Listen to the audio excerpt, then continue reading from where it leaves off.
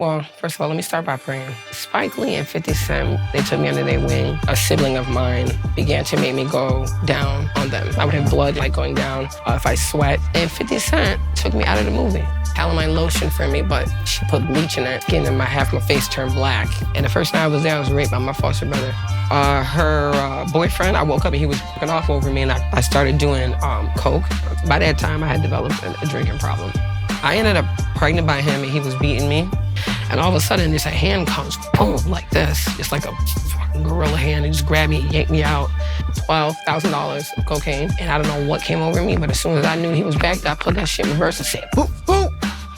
And I remember trying to hang myself. Then I go in the bathroom and I make sure that I brush my teeth with the opposite hand so it can throw off my neurological pathways. It doesn't hurt as bad as everything I went through. This video, we built thisis50.com. That was built by me. It gets too serious in here. Yeah. We are back with another episode of Scars. Today I'm sitting down with Miss Bobbi Jo Kitchen. How are you doing, lady?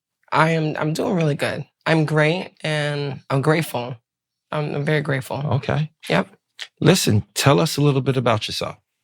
Okay, so my name is Bobbi Jo Kitchen, and I came into the entertainment industry as an intern for Junior Records and also as a production assistant for Spike Lee. And this was at the same time as I was emerging from a foster child into college.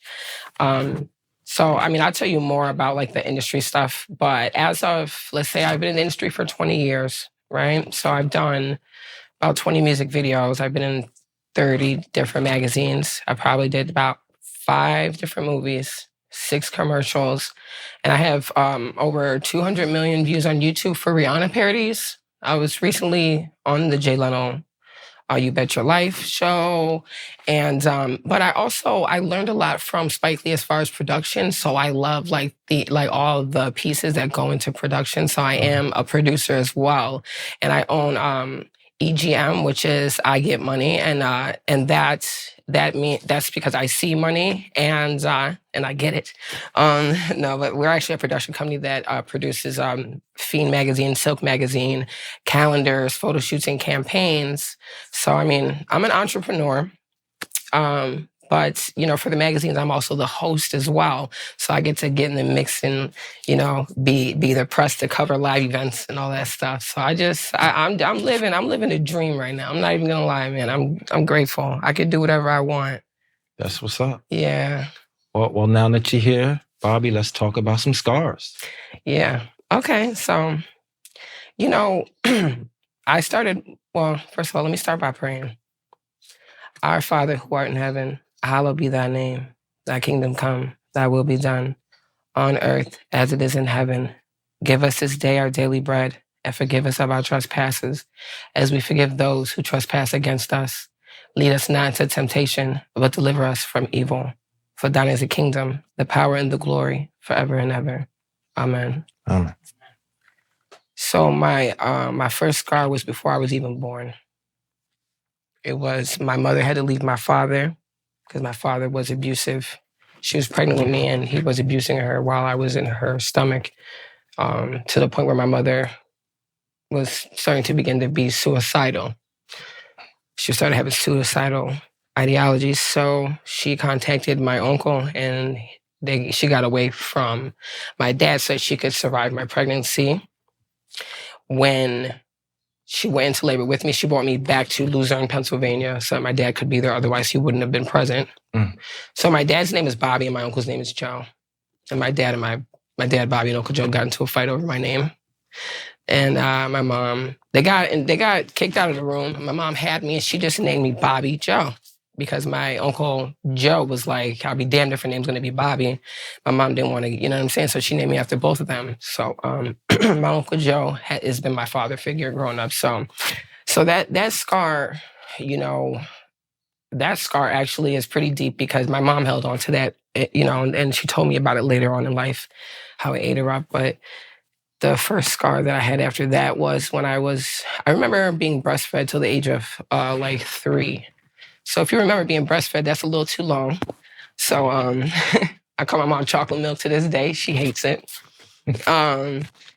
But unfortunately, she had to stop breastfeeding me, and that's because she Back then, she had HPV, which had turned into cervical cancer. They didn't know what HPV was. So she had to stop breastfeeding me. And a sibling of mine began to make me go down on them and perform oral sex at a young age. I was 4. And so they used, I believe what they told me. They said that they were going to kill my mom. And then when my mom had cancer, her hair started falling out. Her hair was down the middle of her back. Her hair started falling out. And I believe that they were killing her. I believe she was dying. So she stopped breastfeeding me. And then we started going to Roswell Park. At this point, we lived upstate New York.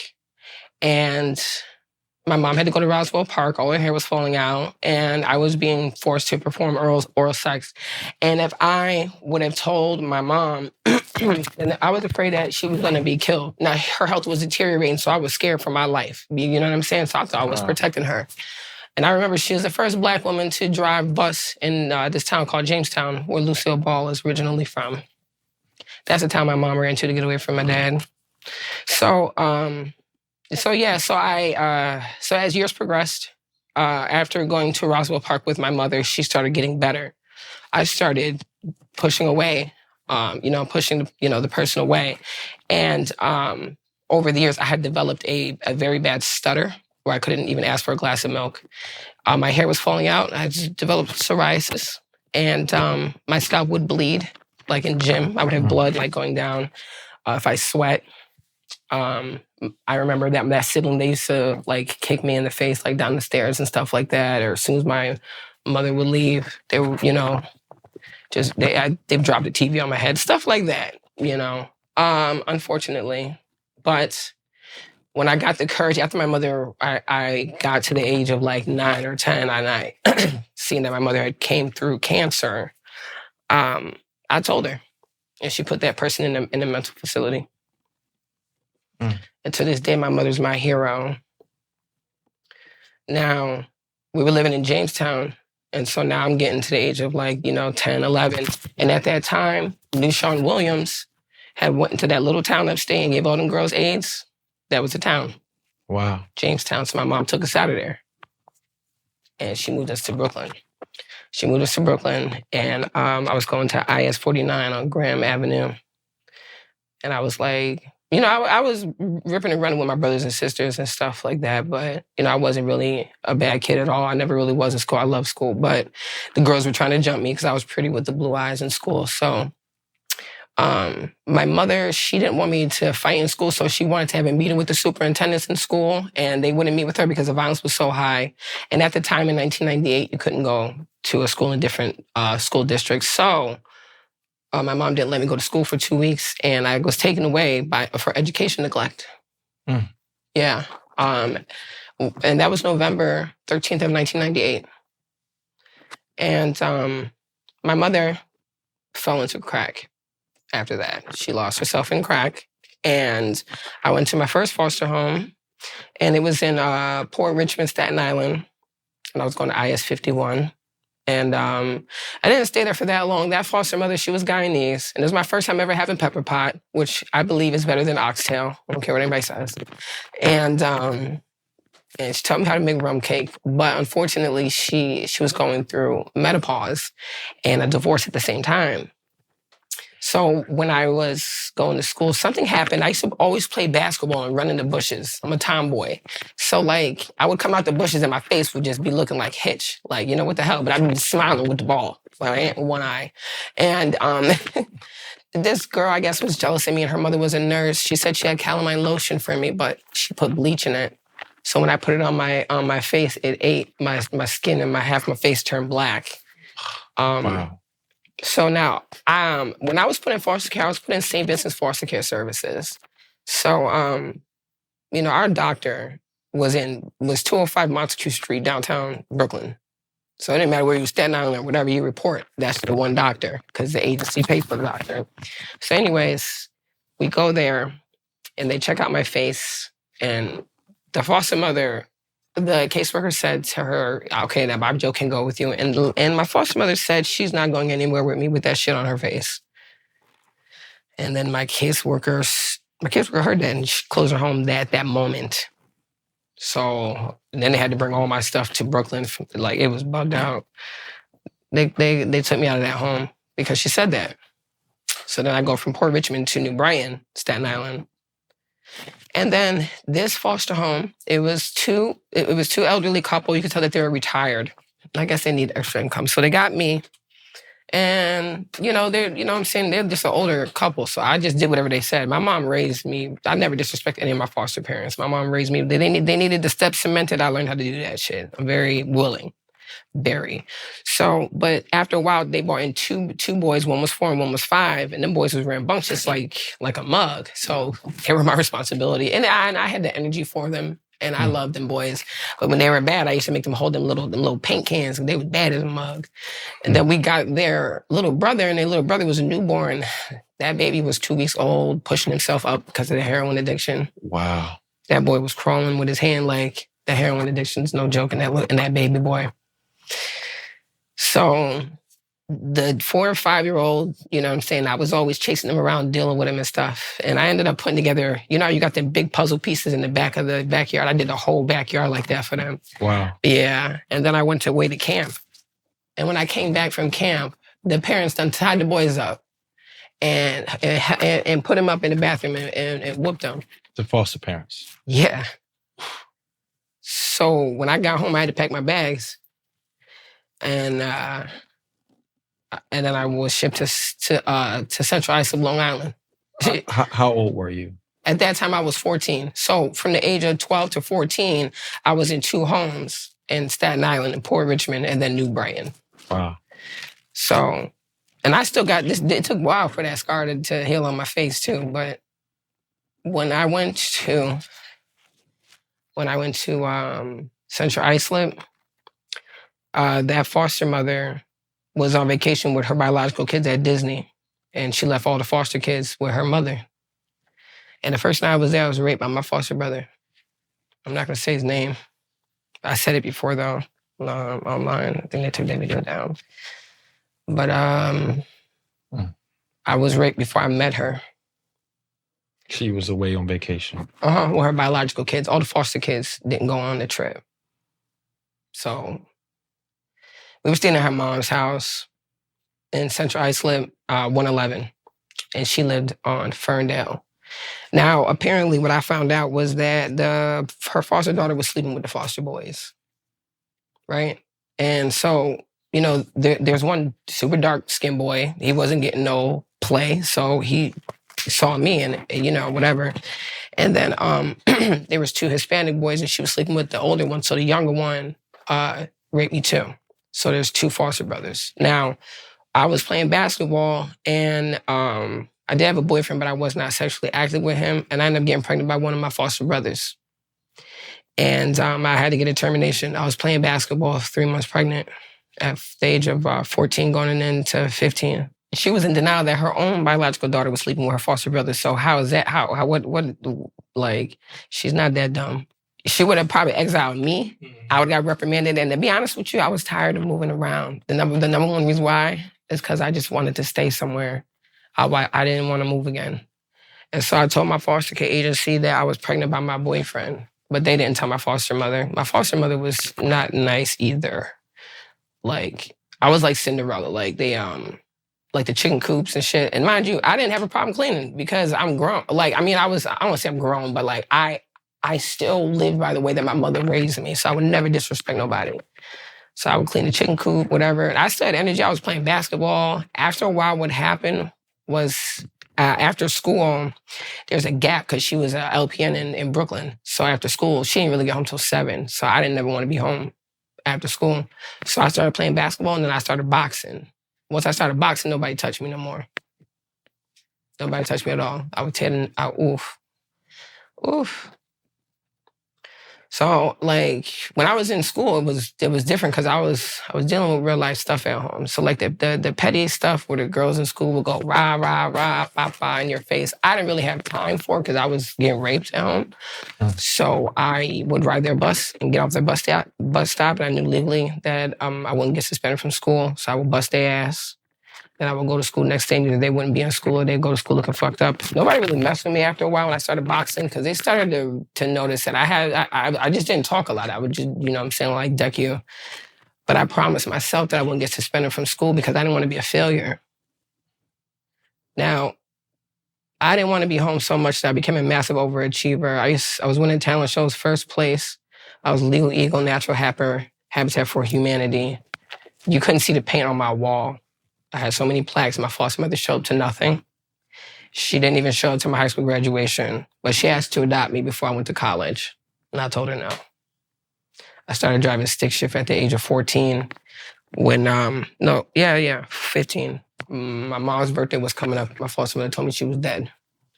So I told my basketball coach, I was like, listen, I'm going to be missing a couple of days of school. I'm going to go look for my mom. And I just remember driving a 1990 Plymouth Colt 4-speed that had no brakes. And I was downshifting and pulling the e-brake for 2 years straight till that car fell off, like fell apart. For 2 years straight, I'm just downshifting, pulling it like, and I'm talking about, I'm coming from Central Islip going all the way to 37 Varick Avenue in Bushwick, Brooklyn, looking for my mom, driving, like going around Brooklyn looking for her. And my foster mother never knew, but I just felt like my mom wasn't dead. So I didn't find her, and I got a tattoo. I paid a perverted cab driver to sign a parental thing for me to get a tattoo.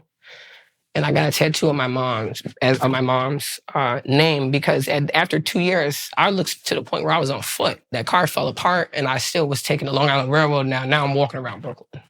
After I got the tattoo, about 3 months later, I found my mom. Went back one more time and found her, got a car again.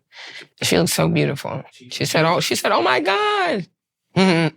She said, oh my God. And I took a picture, boom, with this little, because I didn't know if I was ever gonna see her again. You know, and it was one of the ones that printed out too, you know. What made you continue to look? Like, what was it in you that just made you continue to keep going back to Brooklyn? I felt I knew she was alive inside of me. Since I was a kid, I had like a gift, like a medium in a way. And I do not ever talk about this. So like when I was a kid, like I would, like if someone was to pass, I would be able to tell my mom like someone's gonna pass away. Or, and I've seen things, you know, or I felt things, but I know. Like, and something with numbers. Like now, the older that I've gotten, and you know, I don't try to exercise it at all, to be honest with you. But when it comes to like numbers, age, and ages, and how many kids someone has, and like, you know, if they're like boy and girl and stuff like that, but I have to have a connection with the person for some reason.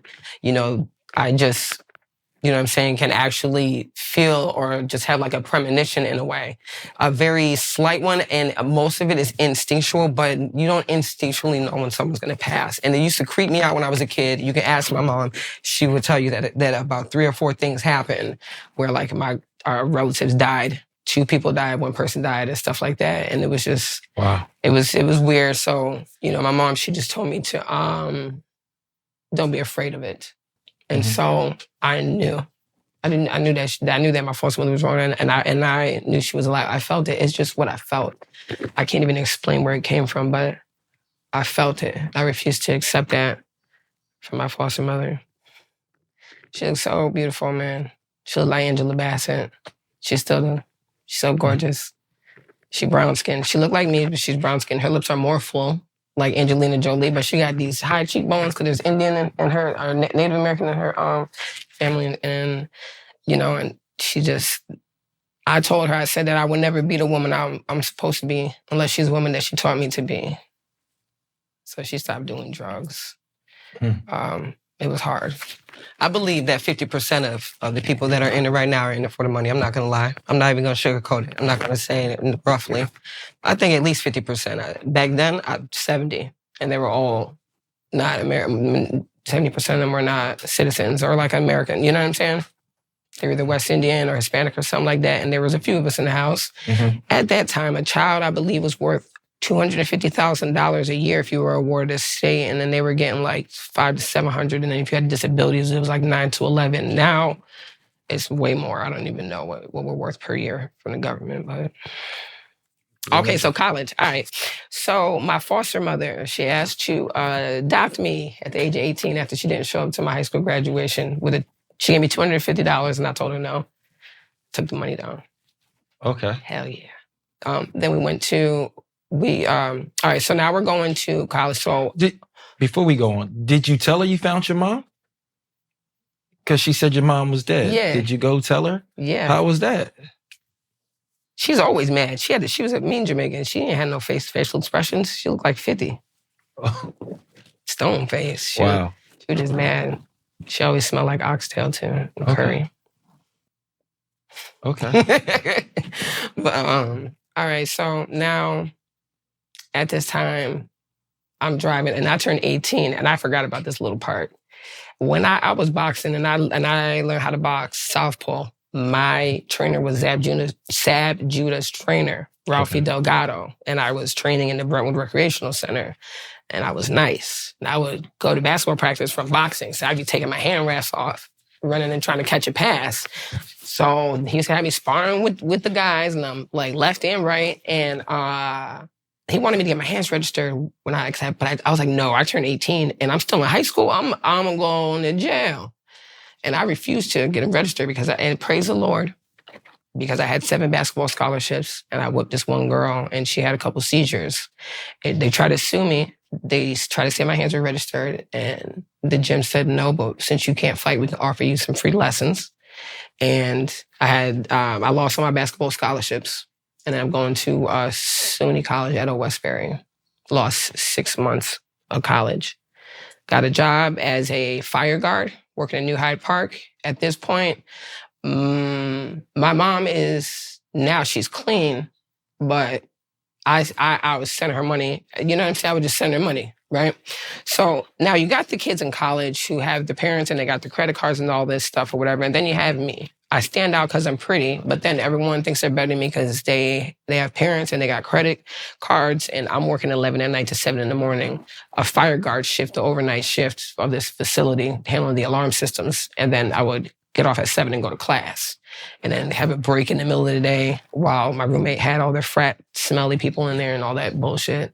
So because of my work schedule, I was able to shift, and like they were able to put me into a room by myself and stuff. And when you go to college, if you're awarded a state, then you get the maximum financial aid. So at the bottom of the whole thing, there's one box that if you're awarded a state, boom, you check it off, and then you get the max. So, and then I also sued the foster care agency twice. I made them pay for my college education because aside from financial aid, whatever the balance was, the foster care agency was supposed to write a check. And at the time, they had somebody in there that wasn't doing right by the money. So they told me to take out a loan. And I was never supposed to take out a loan. So when I took out the loan, then before, once that person, I don't know if they were still in office or not, but we ended up going to court for something. I complained because that case, and this is something that I just want to throw in. I was in English. I've been advanced placement in English, and I was a legal eagle in high school. I handled that case where I gave that girl the seizures by myself. And then when I sued the foster care agency, I handled that by myself, right? And I don't know what it is, but I've always wanted to be a lawyer, right? So I'm just not afraid. I'm not afraid. Long story short, the judge said that they had to pay back my loans, and they did. And then when I graduated, they had to pay back. I had to sue them again. So I sued my foster care agency twice at the end. But during the midst of this, I started out going to college where people would talk about me or whatever and be hating on me. And I was a choreographer too. I was winning first place. Like, I just a massive overachiever. Then all of a sudden, I started showing up in the student union on the TV, walking to class. And I'm gonna be honest with you, I don't really care what's going on around me. I'm gonna have tunnel vision. So everybody that was hating on me, now they're in the student union watching me on TV. I walk past like they don't exist, because they don't. They didn't before, and they damn sure don't now. And I go to class, and the custodians have magazines of me to sign. Wow. Yep, swear to God. And, another scar is like, I was at my mom's, and like her boyfriend, I woke up and he was jerking off over me, and I jumped up and he walked away, and then I woke up and he was doing it again, and I told my mom, and me and her and my sister packed up everything and left, and we were staying in a hotel. I was using my tax return check from college. on the last day that we're supposed to get out of that hotel, I went and auditioned for G Unit, and I did choreography, and that's when I made it. And like, I was in almost everything. Now, Spike Lee, when I met them, I was on set. And Mike Ellis, I had backpacks, and I was just playing extra, but I had my books because you know, I'm in survival mode. I'm gonna go to school and I'm gonna work and I'm gonna do whatever I have to do because I don't have another option. So Spike Lee and them were like, "What are you doing with these bags? With all this stuff?" I was like, "My college professor said that I can work, that I can miss class to work with Spike Lee if I have a voucher, and I must know everything, and I can only get a B because of my absence." Spike Lee took me and put me in a long room with a long table. And I was doing my homework at the end of the table. And then after that scene, the production team came in and he told them to lower their voices because I was studying and they had a meeting at the other end. Wow. Yeah. And from that point, Mike Ellis made sure that I was a production assistant until I was behind the scene and in front of the camera until I was SAG eligible. And then I joined the Actors Union in 2011 when it was still SAG. I didn't graduate from college until 2013. So I was in the Actors Union before I graduated from college. It was really hard in college because I was an English major and I was 3 years in. So I almost have a double major. I changed my degree to media communications with an English minor, but it's almost a double. It was a lot of work. They were saying we had to read like 7 books a week, and I'm up here on set 14-hour days. You know what I'm saying? So, you know, I had it, but, you know, it all worked out. You know what I'm saying? And so then there's not the scars in between. When I graduated from college, I didn't know what to do. I started having panic attacks where it would take me 2 hours to leave the house. Because I was very slim, because I was modeling and acting. And people were approaching me, and I was on all the newsstands because then I was all over the hair companies, and it was just a lot. I started doing coke and drinking. Now, everything that I had suppressed from my childhood, you know, it started to come back. I had never processed it. I didn't know. I didn't understand. You know what I'm saying? So anyways, I'm modeling and I'm going to Paris, South Africa, whatever. All these campaigns, all this stuff, cool. You know, SAG. Then I get to the age of 27 and I get married. And I get married and my husband's like my best friend. He's 20 years older than me. He's like my best friend. He's a Capricorn just like me. We end up separating because we're having a problem having kids, and it caused a lot of turmoil because then I also had was helping my mom raise my sister's kids. And so we end up separating, and unfortunately, I was watching my sister's kids for a while, and with helping my mom, and I fell in love with them.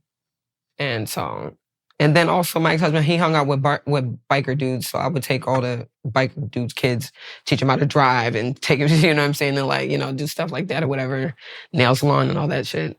So, you know, it really broke my heart. So I really wanted to have kids, and he wasn't. It just didn't work, and he had a vasectomy. Yeah. So, but you know, that wasn't meant to be, but unfortunately, I divorced him and I ended up moving back to Jamestown. By that time, I had developed a drinking problem. Okay. So there was this guy that I knew that anytime when I would come out, when I was like on TV and the music videos a lot, he would come with me because I had like $3,000 chinchilla jackets and shit like that. And it's always snowing up in Jamestown. It's cold as hell up there by Buffalo. So, you know, I was decked out with my little $100,000 Mercedes and all this stuff. So I had a bodyguard. The bodyguard was a childhood friend, actually. And eventually he started asking if he could stay the night after, you know what I'm saying? I'd be like, yeah, sleep on the couch. Then he kept asking me to give him a chance. Long story short, I ended up pregnant by him and he was beating me. And when I told him that I was pregnant, he was beating me before. You know, and I had a drinking problem, so my behavior, I was off the meat rack. I'm responsible too. Mm-hmm. You know, but he was beating me, and then we were playing the Wii game, and I looked at myself in the TV, and I was like, "Oh shit, I'm pregnant," and I was. And I told him this, and he was already putting his hands on me and stuff like that before that.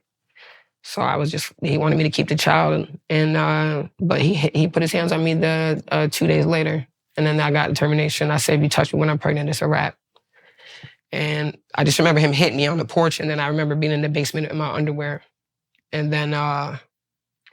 when I got the termination, I was trying to stay away from him. And we ended up together. He's so it's a small town. He's so aggressive and shit in Boston. He's 380 pounds. Yeah, he was big as fuck. And that night, he was mad that I didn't have the kid, so he crushed my foot.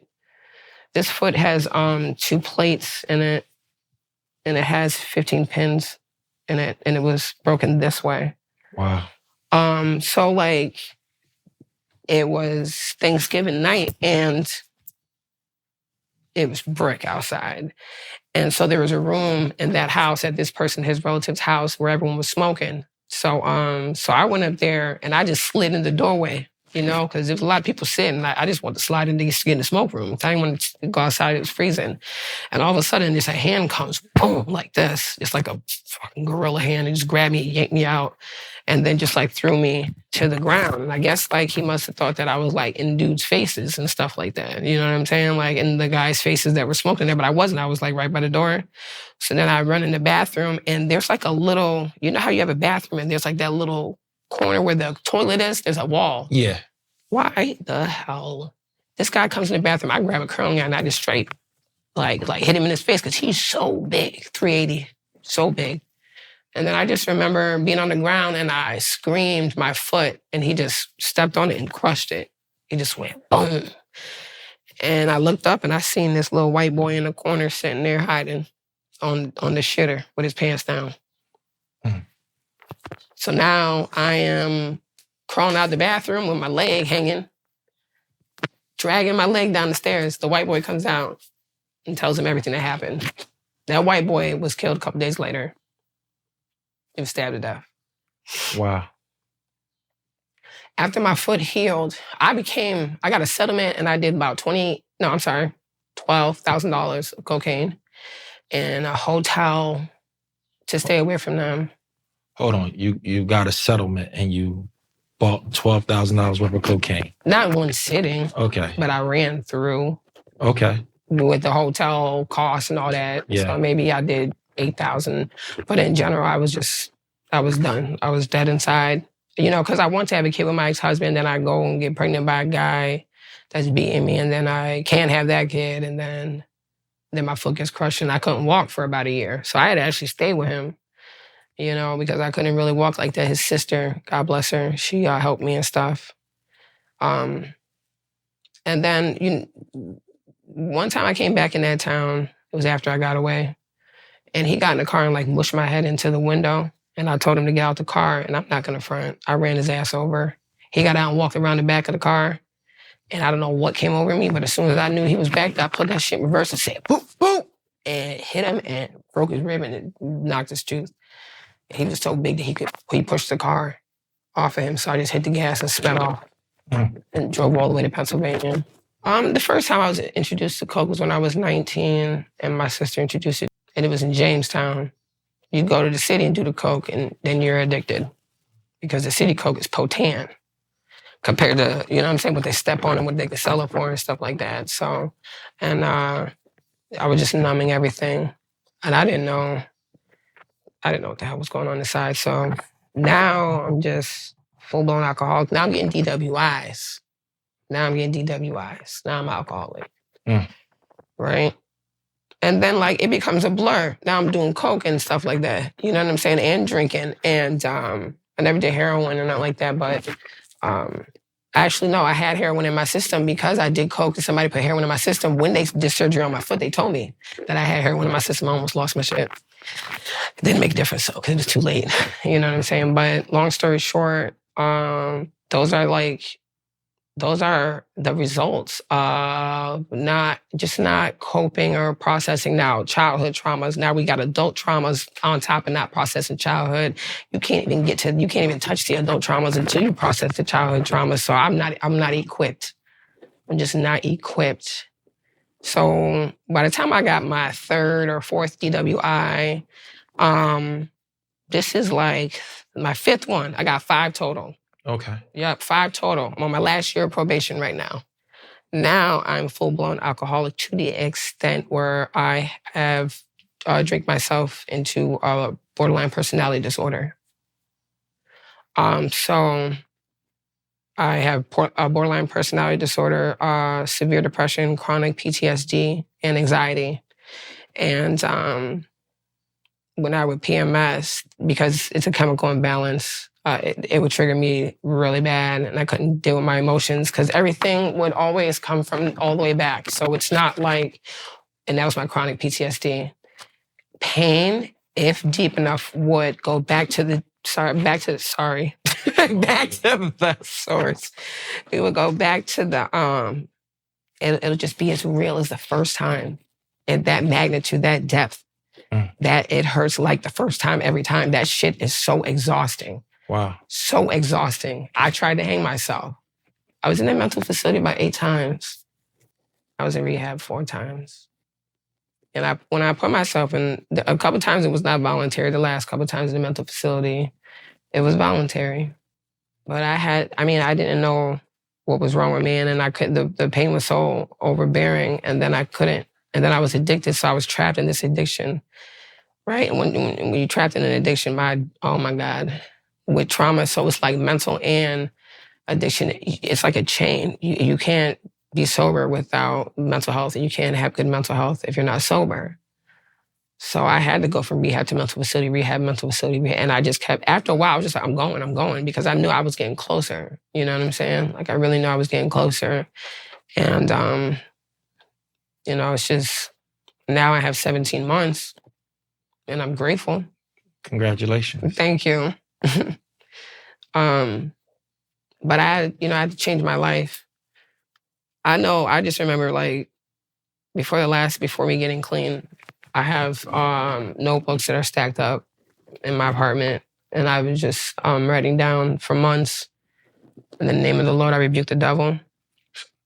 So 17 months clean. Mm-hmm.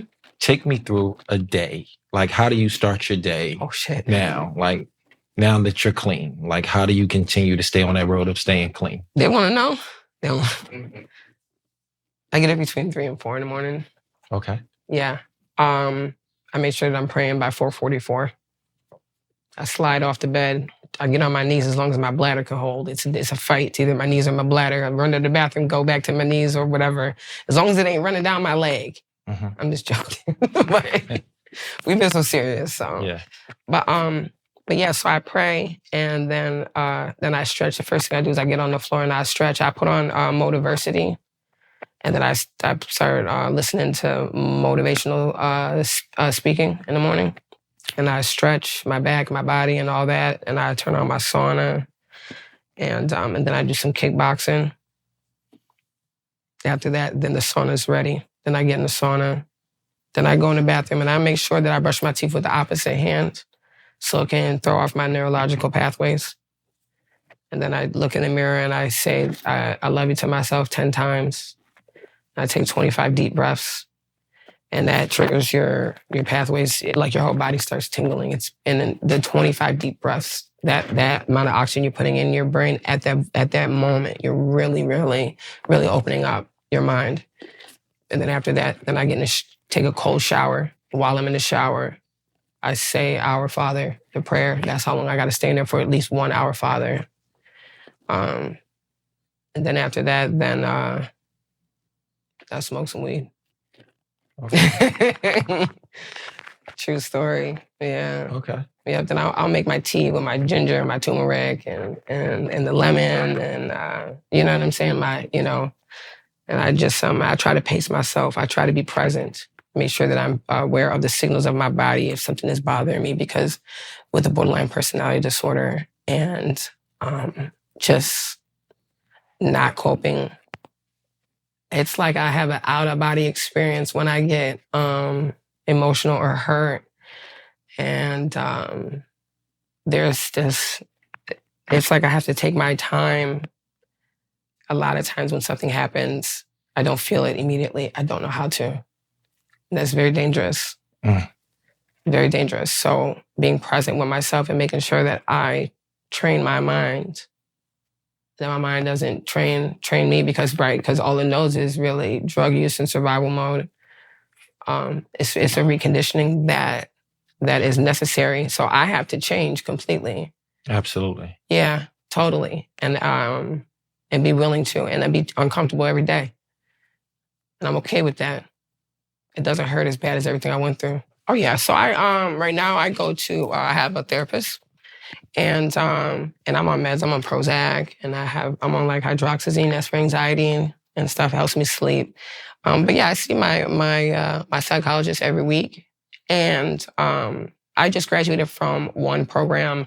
I was going to IOP because even though I have been clean for a while, it's a service. It's a form of service, right? And so like me making myself present, not just for my healing, but also to be present and inspire others in every aspect of it. So coming from the AA perspective, if I am not searching for a better me, then I'm failing, right? So like going to my mental therapist, I have to go if I want to get my medication. They did say that if I'm not drinking for long enough, that I could not have BPD. It was alcohol induced.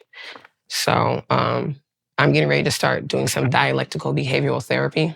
Okay. And that's going to be once a week, every Thursday. So I'm supposed to be shooting a movie, and we're going to have to shoot it around Thursday, I guess. You know what I'm saying? It's a 14-week program. But I'm very, just as driven and tenacious I was as a kid that got all those plaques on the wall, is the same commitment that I put into anything I do. Either I'm going to do it or I'm not. I'm on my 7th step with my sponsor. So I do that. I go to meetings with him. And then I just graduated from IOP, and I'm going to be doing dialectical behavioral therapy, which addresses your dialect, how you talk and communicate with people. And I do have some character defects that my my sponsor pointed out to me. And I really need to address those. So it's really about being vulnerable is true strength for me. And so it's like I gotta get used to being uncomfortable.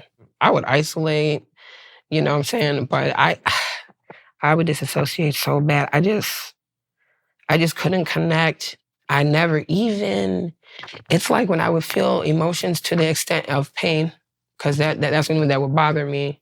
I never knew where to place them, where they go and why. It could have been a long lingering, I don't understand, because I'm so used to straight blocking it out. You know what I'm saying? So like I really have to consciously make myself aware that it's time to be vulnerable in this time in the morning where it's the quietest and the darkest, where nobody can mess with me, that I train my mind, you know what I'm saying? And don't nobody want to do that. I was shooting a movie that is a big movie. And there was one time where I was on set and I got a text to meet somebody in a hotel room, and I didn't go. And I was disturbed because I'm young. I'm just like, I'm getting, whatever. I'm getting it. So I go back to college, and I tell one of my professors, and she knew an actor that was his wife's friend. And she said, you go to school and you tell him that such and such said hi. I mean, you go to the set and you tell him such and such said hi. And I did. And then they stopped texting me to come to the room. Now, they didn't take me off set because I was cool with a producer that was giving me SAG credits, But I had a speaking role and all that stuff, and they put it in the director's cut. So it's not in the major movie and stuff like that. And then, what's funny? Spike Lee and 50 Cent, they took me under their wing. They wouldn't let nothing happen. I mean, Sha Money XL yoked somebody up for me before. Shout out to Sha. I love you. But like, I also wasn't that nice. I was a little mad inside. So I would say no in a heartbeat. Like, when I did the I Get Money video, I woke up one morning, and this is a scar from 50 Cent, matter of fact. I'm gonna tell y'all this shit. This shit hurt, still hurt a little bit. 50 Cent didn't have a hit for a minute. And I knew beats because I was a choreographer. And so when I first went to audition for G-Unit Records, when I stopped dancing, they all stood up behind the table and said, keep going. So it was a wrap. My Janet Jackson Pleasure Principle was on hard. So I had this thing for beats. So I told my boyfriend, I said, I'm gonna go listen to some beats. You wanna come? He says he don't have time for that. So I go to a kitchen in the Bronx, this little pimple-faced boy named Scott I picked 12 beats and gave it to my boyfriend, and he gave it to 50 Cent, and he recorded, I Get Money. And it was like this, 48 hours. So my boyfriend's like, what do I do? I was like, well, let me tell you what Spike Lee did. He has an assistant director that does everything. Right? You know what I'm saying? I'm 22 at this time, right? So I'm like, so get J. Justice Smith, because he did like the Rough Riders movie and stuff like that. I've been talking to him. He knows what he's doing. And then the video got to be blue and green because of the color of my eyes and all this stuff, right? And then, you know, I kept the I Get Money checks. Now they're going up for auction and all this stuff, right? So 50 Cent and everybody knew that I went and got that beat. My mom was on set, you know what I'm saying, and all that. And somebody... And J. Justice Smith was about to direct the movie before I self-destruct. And somebody told 50 Cent that I was out here saying that I was in the movie, trying to get into a party, and I wasn't, because I don't care. I never really did. I wasn't nice. So I didn't really want to go I don't want to go to parties. Mm-hmm. I don't, to be honest with you. And 50 Cent took me out of the movie. Broke my heart. I cried for months. You know, we took the money, the little bit of money that we had from the I Get Money music video, we built thisis50.com. That was built by me and my ex-boyfriend, Broadway, and me. I helped him. You know what I'm saying? I was interning for G-Unit Records and for thisis50.com, like how to run Ning sites and all that stuff, coding and all that stuff. I'm unnecessarily smart for my looks. I don't know, I understand why, but maybe that's why my wig is tight. It gets too serious in here. Yeah. But yeah, so like that was a scar. And then, to be honest with you, I look at the scar. I don't look at them as much as scars now. Or maybe I don't know, but maybe because I put in the work to process it and stuff. And I take my meds. I ain't even going front. And you grow from scars too. Yeah. So. Yeah, you have grown from a lot of the stuff, so you no longer look at it as a scar. No. Because you're stronger. Yeah. Because you went through it. Listen, it was a pleasure having you sit down with me. Thank you. And share your scars. Look forward to hearing more. You know, is there anything you want to leave us with? I want to say thank you for the opportunity. To be honest with you, I know that I don't look like what I went through. So that's why I'm doing this, you know, and I'm doing this because I don't want I want to be brave so that whoever is afraid, you know what I'm saying, can know that like, yeah, I've accomplished things. I've been around celebrities, you know what I'm saying, and stuff, and I'm still working in the industry now, and I'm divulging the most vulnerable parts of me. And I'm doing that as a sacrifice because I believe that somebody's life needs to be changed. Absolutely. And whatever it takes, if it's just one life. I've lost friends that committed suicide because they would not go get help. Shot themselves in the head, hung themselves on their boat. And I remember trying to hang myself. So I'm glad that I'm here. You know, thank you. Thank you. The last 6 months, I dedicated myself to the local library. And I learned how to use Canva, and I built Fiend magazine, Silk magazine, and I'm CEO of Exquisite magazine. And right now I'm working with John Blassingame, and we're going to be going through our publishing and distribution. We're going to end up on newsstands in New York, Atlanta, LA, Pennsylvania, and New Jersey. Very grateful. Both magazines are quarterly. Fiend magazine is a celebrity entertainment magazine with entrepreneurs and businesses and stuff like that. And then Silk magazine is an LGBTQ live events magazine. And what we're doing now, we're starting to cover gay worlds events and like fashion shows. We just got invited to a fashion show in Manhattan, something like that, right? Manhattan this morning and stuff. So it's to me, and I type like 100 words a minute. I'm getting carpal tunnel, so I got to get some interns. Okay. You know what I'm saying? Yeah. So like, it's very exciting. I am a fucking leader, and my heart is in the right place. So it's unreal, and I'm not afraid. And I just started believing how amazing I was. The last rehab that I was in, I finally believed myself 100%. And so, when I just tell people I'm putting you in the magazine, you got everything and some, or if they are not confident, then I put them in the magazine too. Wow. Yeah. If they don't have the followers, and you know what I'm saying? Or if they don't, and it's just, man. And so, and then they're excited when they meet me because I'm my energy just, I don't play, right? I have true joy now. So everything I do illuminates. I remember when I did the I Get Money beat, the video, I was 22 and I said that my face is not allowed to show up on the screen at the same time as any derogatory word towards Black women is said. So if the word bitch, hoe, or slut comes on the screen, my face can't be on at the same time. It can only be like during that one role. And then I held on to the checks for 18 years. Now golden, they put me in the top tier of celebrity checks, like Marilyn Monroe type checks and stuff like that. So, I knew then. I knew something. I had it. You know what I'm saying? I always have, But now that I know I have it, as soon as I realize that I have it, I got to give it away. And I'm okay with that. I hope you guys enjoyed this episode of Scars. Please remember to like, share, tell a friend. Thank you, Bobbi, for coming out. Thank you for having me. I'm looking forward to checking out the magazine. Yeah. Yep, it's coming. That's dope. What's up. We out, Jay. Scars on the surface, but they deeper within. Every stitch is a chapter, every break is a win. From the pain we ascend, like the phoenix we rise. Scars podcast where the truth never lies.